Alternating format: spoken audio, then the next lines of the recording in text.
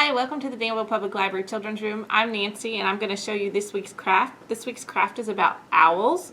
So make sure you pick up your craft kit out at Curbside. You can pick it up Monday, Wednesday, and Friday 9 to 1 and Tuesday and Thursday from 2 to 6. Or you can come in the library and pick up one at the children's desk. So in the craft kit you will find directions on how to put it together, your reading log, make sure you're filling that out so you can get prizes, and some information about owls, including a word search and a color by number. So check those out when you get the packet.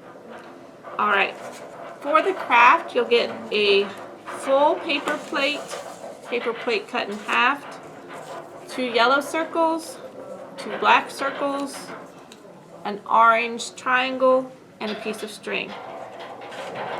So the first thing that you want to do is color the plates.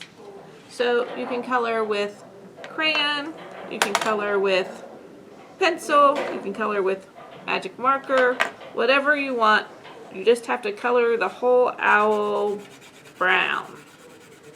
Now of course, owls aren't all brown, so if you like a white owl, or maybe you like an owl that has gray, or maybe you just like a really cool purple owl, that's okay too. Whichever color that you like, you can just color the whole thing in that color, or maybe you like to use lots of colors, and that's okay too.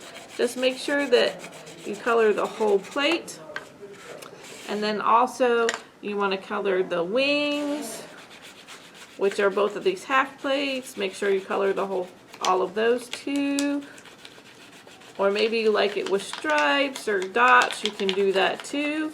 However, this is your creation and just have fun with it.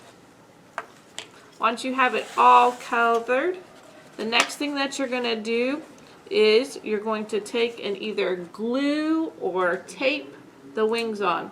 I'm going to go ahead and use tape, but if you like glue, you can do that too. So I'm just taping down one wing and then the other wing. And of course yours will be more beautiful because you'll have taken the time to color the rest of it. So you have an owl with some wings. Well, then that owl, you know, they're known for their eyesight, so we need to put some eyes on here. So I'm just going to use a little glue and put one eye on. And then I'm going to put the black part in the center of the eye with a little glue. And then I'm going to put the other eye on.